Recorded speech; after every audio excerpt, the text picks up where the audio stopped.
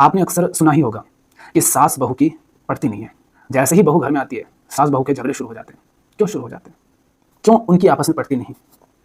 क्योंकि जो सास है, उसको लगता है कि उसका बेटा अगर बहू की गुलामी करने लग गया, बहू के इशारों पर चलने लग गया, तो बेटे से जो सुख सुविधाएँ मिल रही हैं, जो पैसा मिल रहा है, जो रोटी मिल रही है, उसमें दखल आ सकती है।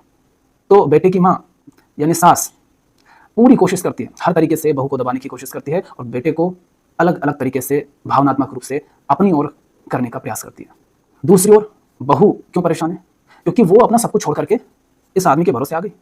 अब जिसके भरोसे आई है, कहीं वो उससे छिन ना जाए, क्योंकि वो छिन गया तो दाना-पानी कैसे चलेगा? और समाज में जो व्यवस्था है, उसके अनुसार अब वो कहीं और जा नहीं सकती। समाज में जो व्यवस्था है उसके अनुसार अब बेचारी बस चारदीवारी में कैद होकर के रह गई। मगर कामनाएँ तो उसके भीतर भी है ना, उसको भी चाहिए सुख, सुविधा, आराम। और लड़का है जो कमाता है, उसी से पैसा आता है, उसी पैसे से भोग की, शौक की, आराम की, मज़े की चीज़ें आती हैं। तो सास-बहू आपस में लड़ रही है ताकि वो जो घर का बेटा है, वो उनमें से किसी के वश ना आ जाए। तो सास-बहू की लड़ाई किस बात की है? उनकी लड़ाई इस बात की है कि वो दोनों अनपढ़ गँवार हैं। उनकी लड़ाई इस बात की है कि वो अपने दम पर खड़ी नहीं है, वो किसी अन्य पर आश्रित हैं। वो इस काबिल नहीं है कि एक सही ढंग का काम करके अपनी ज़रूरतों को पूरा कर सकें।